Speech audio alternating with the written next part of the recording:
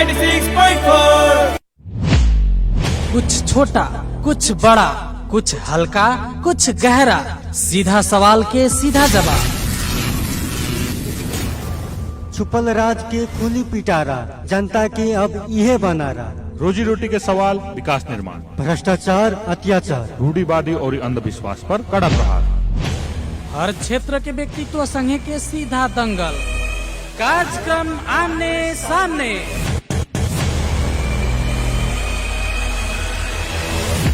साता के 7 दिन सुबह 7:30 बजे से 8 बजे तक। कार्यक्रम आमने सामने। कार्यक्रम आमने सामने।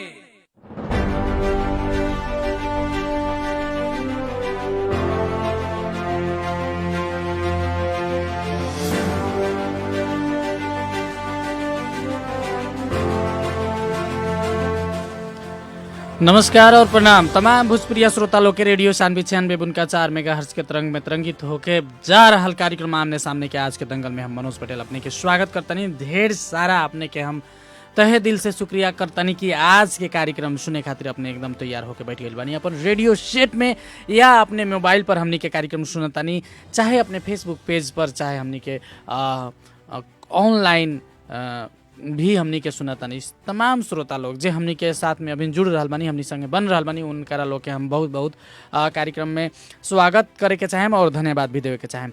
अब के आधा घंटा तकले हमनी विभिन्न विषय वस्तु पर चर्चा परिचर्चा हमनी करेम आज, और खास करके हम आज गैर सरकारी महासंघ पर्सा की गतिविधि और पर्सा के गैर सरकारी संस्था सब पर्सा के विकास के खातिर, जनचेतना अभिवृद्धि के खातिर, शिक्षा के खातिर, स्वास्थ्य के खातिर का कर रहल बा, उ लोग के योगदान का बा, सरकार संगे कैसे मिलके काम कर रहल बा, ई विषय पर हमनी चर्चा परिचर्चा करे के तैयारी के साथ में आज जुट रहल बानी। और हमनी संगे आज के छलफल में, आज के दंगल में हमनी संगे सहभागिता जना रहल बानी गैर सरकारी संस्था महासंघ पर्सा जिला के अध्यक्ष छठू शाह जी।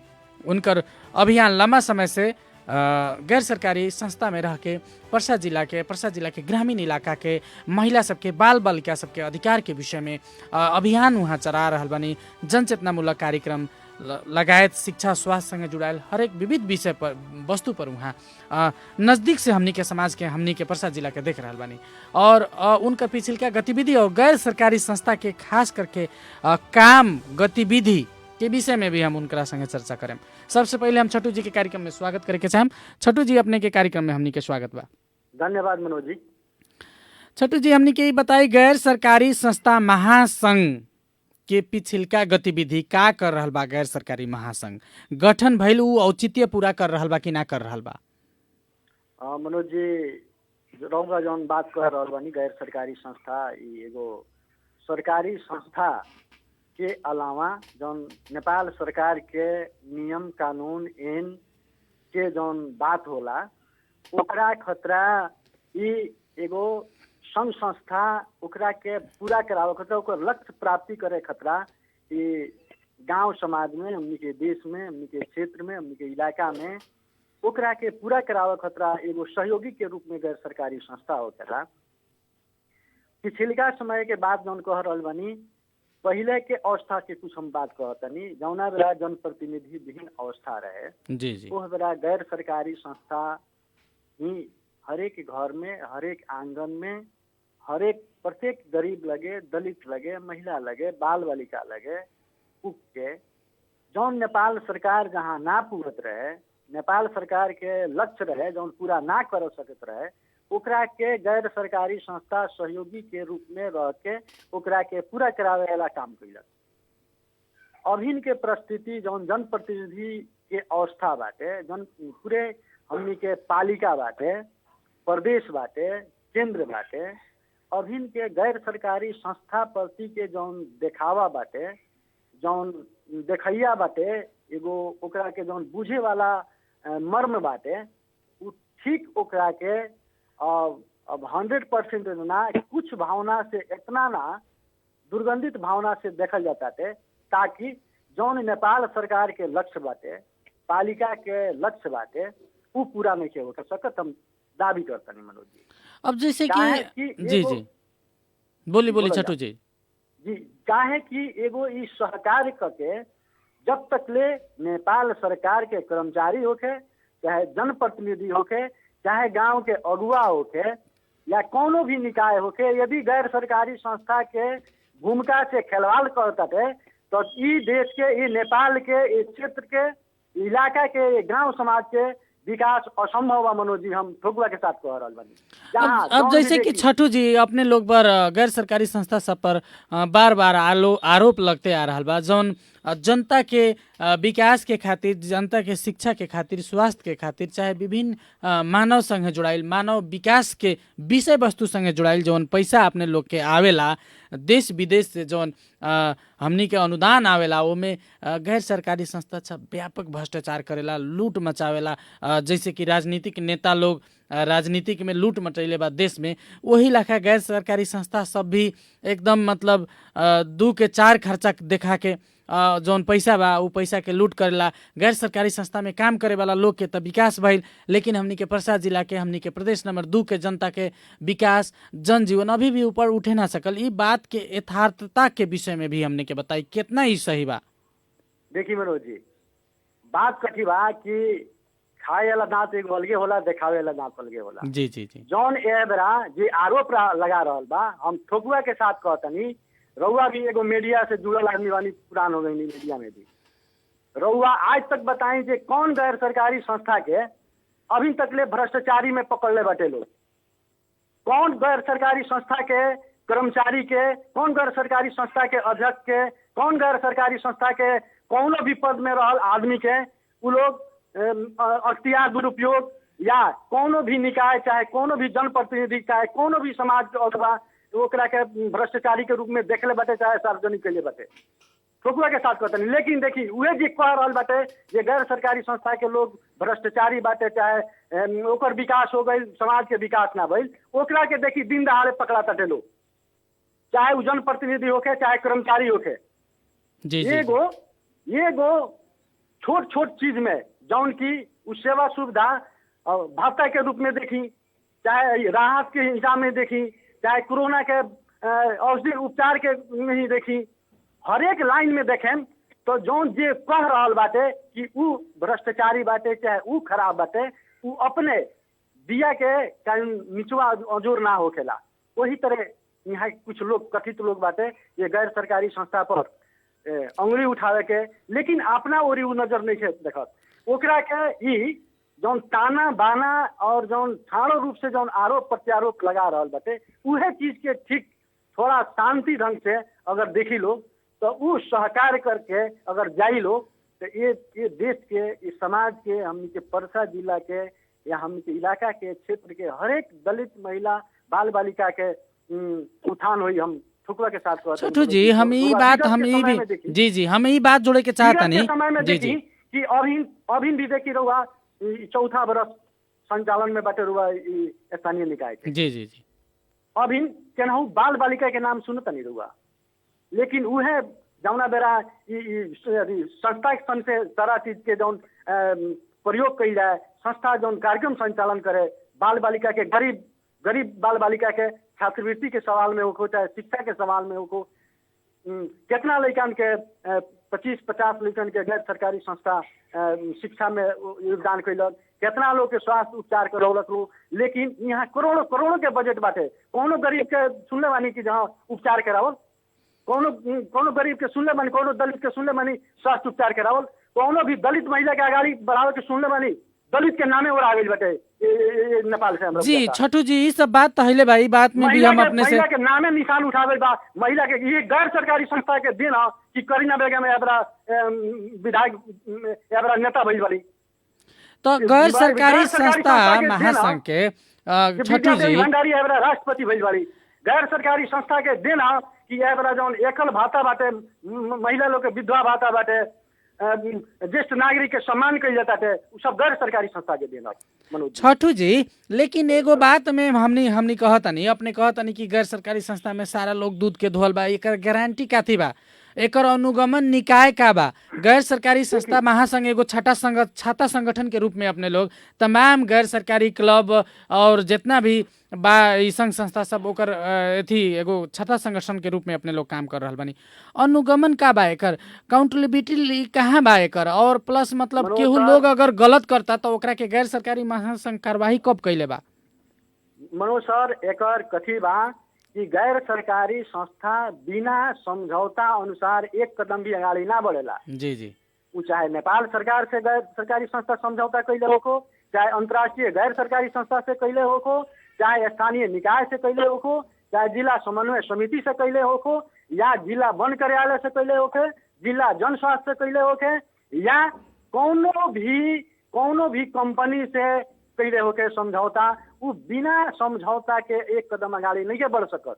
वो समझौता में क्या रहेला कि कुछ लोग के क्या रहेला कि जैसे रउआ जौन संस्था के अपन संस्थागत विकास खतरा जी जी कुछ पैसा रकम छूट जावल जाला, उस समझौता में ही उल्लेख रहेला। जैसे 10% रहेला, 12% रहेला, जैसे अलावा ना रहेला। ओमे का रहेला कि रउआ कागज पत्र किन सकतानी, रउआ टेबुल कुर्सी अपन संस्था के विकास खतरा कुछ किन सकतानी, रउआ अतिथि सत्कार खतरा 2000, 4000, 5000 रुपये राख सकतानी, रउआ टेलीफोन सेवा खतरा रउआ खर्च राख सकतानी, रउआ मोटरसाइकिल चार्ज खतरा, तेल मोबिल खतरा राख सकतानी। ऊ चीज ऊ में खर्च होखेला। अब 10% में संस्था के लोग कथी भ्रष्टाचारी करी रउआ बताई तो? अभिन के परिस्थिति में मान ली 5 लाख के कहूँ समझौता भइल, जी जी, 5 लाख के समझौता में 10% के हिसाब से 50,000 रुपया भइल।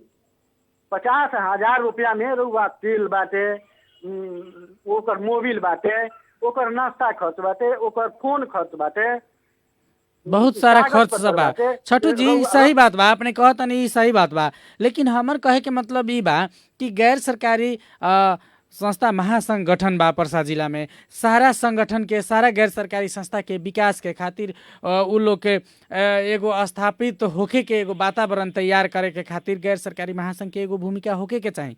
लेकिन पहले जौन गैर सरकारी संस्था सबके अवस्था रहे अभिन उ अवस्था नहीं के छठू जी। अभिन सारा चीज जब पालिका में चल गई बा, गैर सरकारी संस्था सबके अवस्था बहुत बुरा अवस्था हो गई बा, कितना क्लब बंद होए वाला अवस्था में पहुंच गई बा।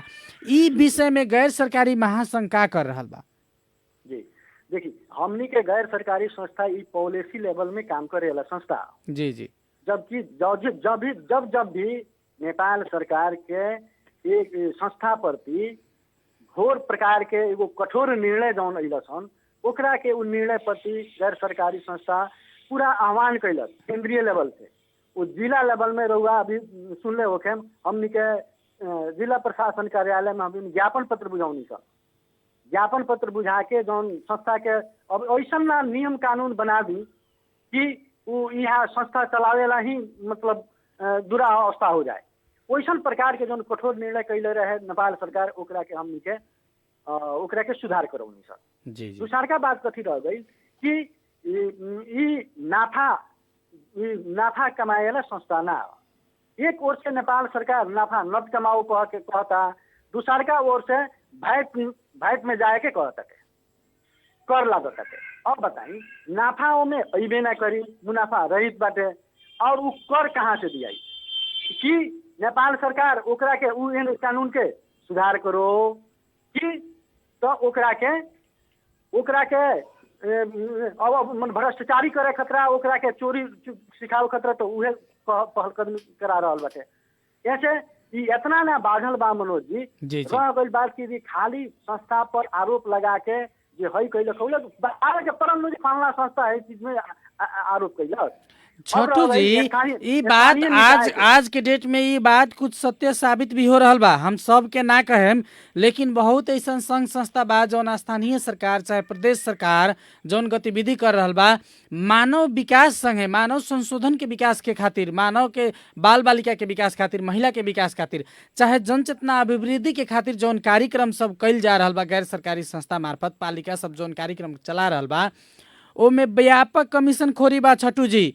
ओमे 30%, 35% तकले लोग, 40%, 50% तकले लोग गैर सरकारी संस्था सबसे कमीशन लेके स्थानीय पालिका के जनप्रतिनिधि लोग लगायत के लोग लूट मचैले बा। एमे कहीं ना कहीं गैर सरकारी संस्था के कुछ प्रतिनिधि लोग कुछ संघ संगठन से में एकरा के कहीं कि भ्रष्टाचार के साँची बन रहल बा, चाहे दुनू जने मिल के भ्रष्टाचार कर रहल बा, ई अवस्था बा। तो एकरा के भी रोके के खातिर गैर सरकारी महासंघ के पहल कदम होके के चाही।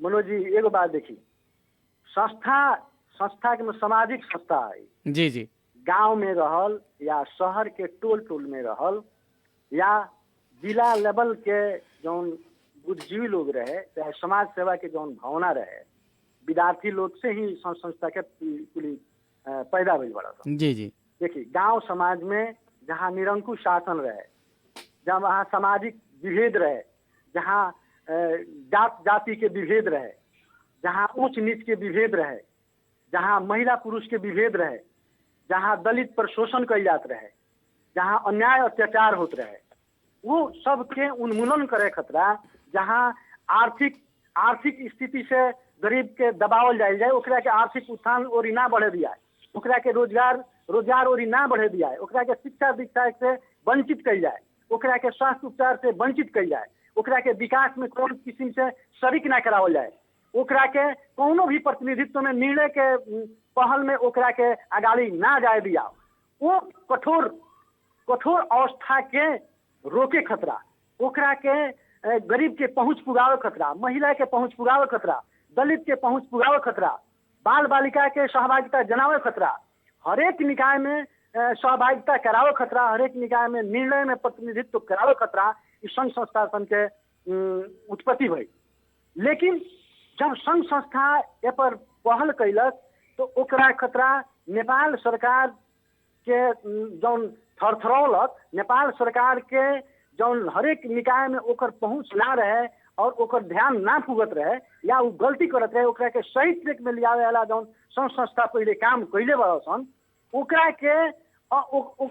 में भी बाल बालिका या अन्य निकाय के अन्य चीज के, अन्य महिला के, पुरुष के, हरेक चीज के जौन उत्थान करे में जौन आगाड़ी बढ़ल, ओकरा के देख के कुछ लोग का होला कि जे छुप के वार करेला, वैसा ही कुछ लोग का कैलक, यहाँ अपने नेता बा, जैसे स्थानीय निकाय भाई, प्रदेश भाई, केंद्र भाई, वहाँ पहुंच वो लोग के भाई, वो जनप्रतिनिधि के, वो लोग का कैलक कि अपना वर्पर के लोग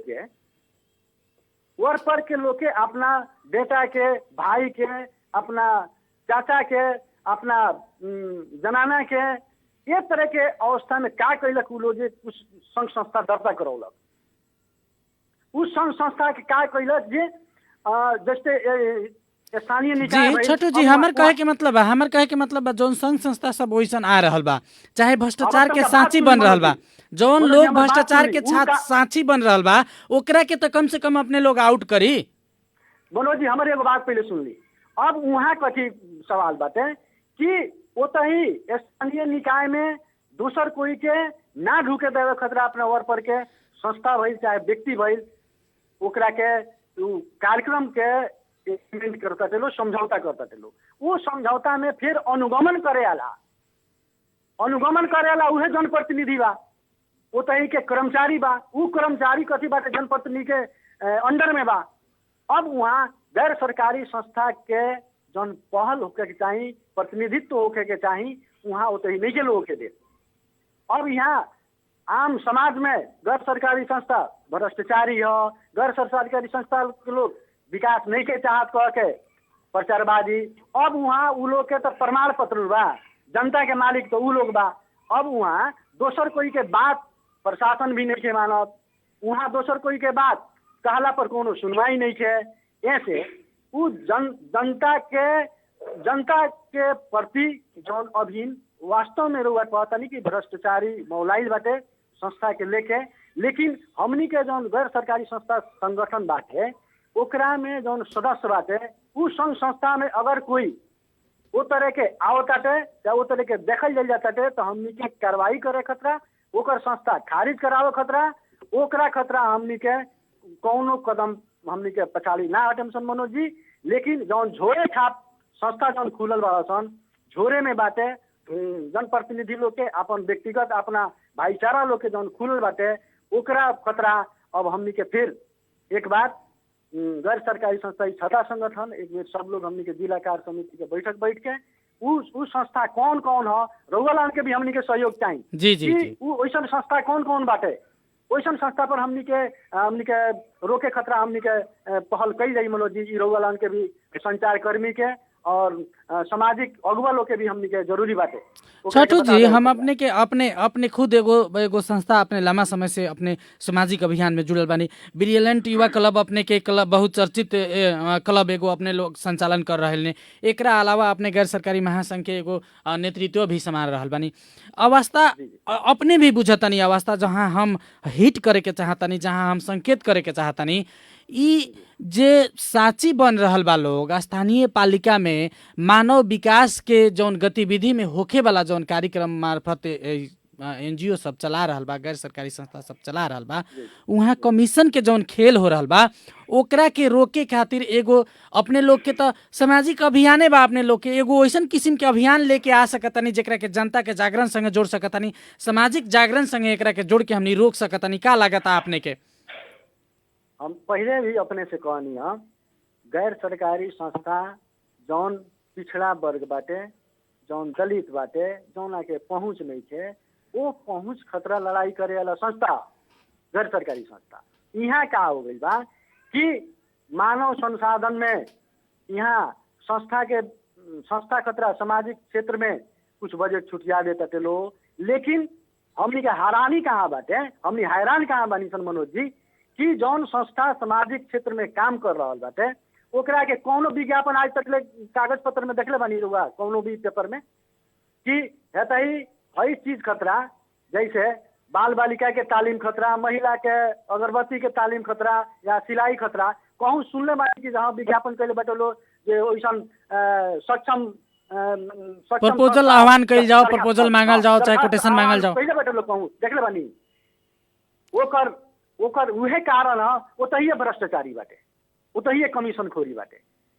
उ अगर पारदर्शी रही लो यदि उ वर्ग के उत्थान खतरा उ तालीम रहित वो वर्ग खतरा उ गोष्ठी रहित वो वर्ग खतरा उ कोनो भी सिकाई के ट्रेनिंग रहित तो उ लोग उतरे ना करी उ के कथी बा कि वो पैसा से हमर वर पर के लोग जियो और ओमे से जौन आइल पैसा बा हमनी के कार्यकर्ता पलाओ। एगो बात और रहुआ कहें अधिकांश तो जी जी कुछ लोग मतलब एमे पारदर्शी बा ना ते अधिकांश तो लोग का बा कि अब वार्ड अध्यक्ष बाड़न गाँव पालिका अध्यक्ष बाड़न गाँव पालिका के उपाध्यक्ष बाड़न अब तालीम बाटे 25 आदमी के जरूरी बा लेकिन ओमे हमरा के वोट के देलक ओकरा जर जमाना के ओमे बोलावल जाई ओतही एक गरीब बा जौना के एक बिता खेत नहीं है खाली घड़ेरी भर बा वो तालीम में ना जाई। जब देखल जाता है गांव समाज में सुनल जाता है बहुत जगह से मतलब संस्था के लोग भी माने हमरा लगे भी ऐसी करेला। जी छठू जी हमनी कार्यक्रम के अंत और बानी हम एगो और जवाब अपने से ले लेम। एक तो स्थानीय पालिका सब मानव संशोधन के और मानव के विकास के खातिर हमनी मानव के विकास के सूचांक में हरेक सूचांक में प्रदेश नंबर 2 परसा जिला हमनी के पीछे बानी। ओकर विकास के खातिर एक तो स्थानीय पालिका लोग बजट कम रखता और वो बजट भी केहू लाखा खाई पाई पचाई मिलजुल के लूटल जाओ कह के एगो वातावरण जौन सृजना होता ई तरीका से परसा जिला के दलित के परसा जिला के महिला के परसा जिला के बाल बालिका के परसा जिला के हरेक व्यक्ति के मानव संशोधन के विकास संभव आपने के का लागता? अंत में का कहे के चाहे हम अपने? देखिए मनोज जी एकर इस चीज के हमनी के गैर सरकारी संस्था के 2 नंबर प्रदेश के जी जी एगो कमिटी भी बा प्रदेश स्तरीय जी जी वो प्रदेश स्तरीय में कथी बा कि यहाँ देखी यहाँ तो हमनी के परसा जिला एगो अलगे पीड़ित बा माने परसा जिला लगाए 2 नंबर प्रदेश अलगे पीड़ित बा जी जी जी देश लेवल में। दूसर का ये 2 नंबर प्रदेश में 12 और परसा और पीड़ित बा। अब देखी एमे जब हम मीटिंग में जाइने हमरा से माने 10 मिनट बर्दाश्त ना होखेला का है कि अब देखी एगो गैर सरकारी संस्था के घर बनावे के बा तो जगह नहीं है जनकपुर में हमनी के जगह देवे खतरा वीरगंज में तैयार बानी सन लेकिन उ बजट के प्रयोग नहीं कल जा। अब वो तही खोजाई मिली किनाई कि ना मिली, लेकिन उ चीज के बनावे के तही नहीं है, ना बनाई दो, काहे तो विभेद बा। वही तरह हमनी के ई प्रदेश पर भी विभेद बा देश के। जी जी जी। यहाँ मने जौन सूची कहनी है रहुआ, उस सूचीकरण में यहाँ हर एक चीज में, शिक्षा में, स्वास्थ्य में, हर एक चीज में पिछड़ल बाटे ई प्रदेश। लेकिन यहाँ अंतर्राष्ट्रीय डोनर ना है ये प्रदेश में। यहाँ देश के डोनर जब नेपाल सरकार के डोनर बाटे सामाजिक कार्य करे वाला, वो ये प्रदेश में ना आई। कुछ आई तो 12% में ना आई। वो कहाँ जाई तो पूर्व जनकपुर जाई, जलेश्वर जाई, महोत्तरी जाई, सरलाही रौतहट तक ले सीमित हो जाई, लेकिन 12% विभेदीकरण में पड़ल बाटे। जी छोटू जी, बात अपन छुटियाई, हमनी कार्यक्रम के अंत और आ गइल बनी, 8 बज गइल बा, अपने बात अपन छुटियाई। जी, हम समग्र में बात कथी कहें कि ये सामाजिक विकास खतरा पहुंच के जरूरी देखल गई बाटे, चाहे प्रदेश होके, चाहे देश होके, चाहे स्थानीय निकाय होके। ऐसे सही अगुआ नहीं है, सही जनप्रतिनिधि नहीं है, तो सामाजिक विकास लगायत आर्थिक विकास और हरेक भौतिक विकास भी असंभव बा। यदि सामाजिक विकास, आर्थिक विकास और भौतिक विकास अगर देश के लोग चाहता, समाज के लोग चाहते, जनप्रतिनिधि चाहते, तो बिना सामाजिक संस्था के सहकार के असंभव बा। छठू जी, अंत में एक शब्द में अपने हमरा के ई बताई, कमिटमेंट करी कि गैर सरकारी महासंघ जौन गलत करे वाला बा ओकरा के नंगा करी आगे दिन में। जी, ओकरा खतरा नंगा करी, ओकरा खतरा सहकार्य के भी जरूरी बा, सहयोग के भी जरूरी बा, पत्रकार लोग के भी सहयोग के जरूरी बा, और ईमानदार जनप्रतिनिधि के भी जरूरी बा। जी छोटू जी, हमनी संगे जी हमनी संगे बातचीत कर देनी अपने के बहुत बहुत धन्यवाद। और धन्यवाद हमनी के सत्येंद्र जी के ई हमनी के कार्यक्रम उत्पादन करे में, ई कार्यक्रम हमनी के रेडियो सेट तक ले पहुंचावे में हमनी के सहयोग करनी एकरा खातिर। छोटू जी, हम अपने से विदा चाहेम, अगला कार्यक्रम में भी हम अपने से ऐसे ही बहुत बढ़िया छलफल भइला, छलफल के हम आशा रखेम आज के खातिर। जी जी जी, अपने लगाए तानवी FM के संपूर्ण परिवार के हम धन्यवाद देवे चाहनी। हमार बात कम से कम उजागर करे के मौका देनी, ओकरा खतरा सब लोग के धन्यवाद। जी, तमाम श्रोता लोग के आमने सामने के दंगल में अभी तक हमनी संगे बनल रहनी है, तमाम लोग के बहुत बहुत धन्यवाद। और अपने के सलाह सुझाव ओरहन खूबसन के हमनी के अपेक्षा करतानी, हमनी के फोन संपर्क करके अपने हमनी के बता सकतानी कार्यक्रम कैसन लागल। अगला कार्यक्रम में बिहान हम फिर अपने से भेंट घाट करें। हम आज के खातिर अपने हमरा के विदा दी। नमस्कार, प्रणाम।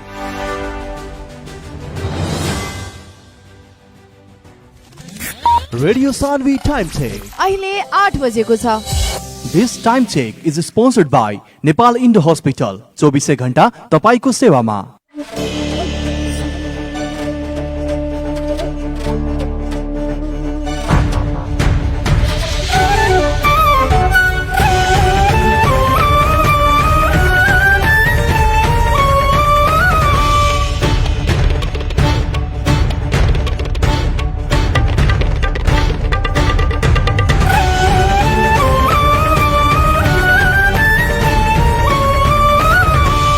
नमस्कार, रेडियो सान्वी 96.4 मेगाहर्ट्ज तथा www.radiosanvi.com मार्फत संसारभर एक साथ प्रसारण भइरहेको बिहान 8 बजेको सान्वी हाइलाइट्समा सोनम गौतमको